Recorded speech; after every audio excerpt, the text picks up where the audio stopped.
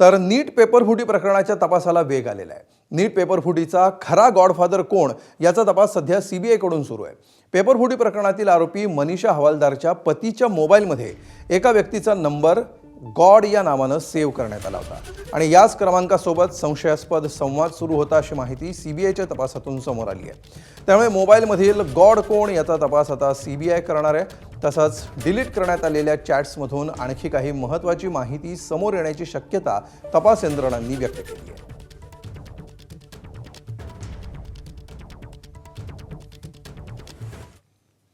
तर नीट पेपरफुटी प्रकरणामध्ये सीबीआय कडून शिवराज मोटेगावकर याला अटक करण्यात आली आहे। तपासादरम्यान मोटेगावकरकडे कोट्यवधी रुपयांची संपत्ती असल्याची माहिती समोर आली आहे। ही संपत्ती नेमकी कशी खरेदी करण्यात आली आणि त्यासाठीचा पैसा कुठून आला याचा तपास आता यंत्रणांकडून केला जातोय।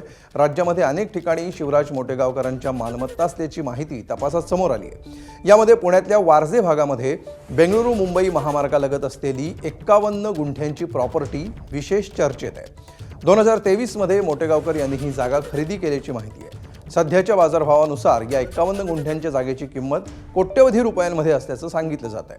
ही मालमत्ता खरेदी करण्यासाठी वापरण्यात आलेला पैसा नेमका कुठून आला, त्याचे आर्थिक व्यवहार कसे झाले याचीही आता तपास यंत्रणांकडून सखोल चौकशी केली जाणार आहे।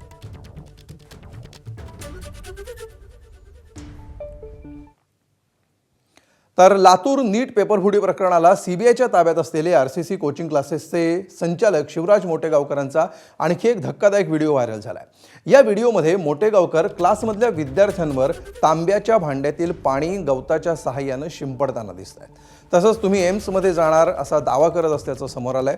हा व्हिडिओ सध्या व्हायरल होतोय। विविध स्तरातून संमिश्र प्रतिक्रिया समोर येत आहेत। विद्यार्थ्यांच्या भविष्याशी संबंधित गंभीर प्रश्न उपस्थित असताना अशा प्रकारच्या कृतीमुळे मोटेगावकर अंधश्रद्धेसारख्या गोष्टींचा आधार घ्यायचे का असा सवालही उपस्थित झाला।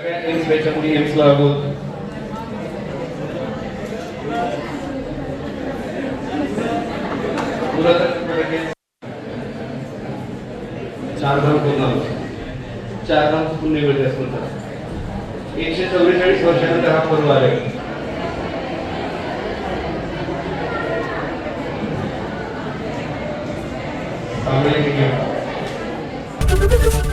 एबीपी माझा, उघडा डोळे बघा नीट।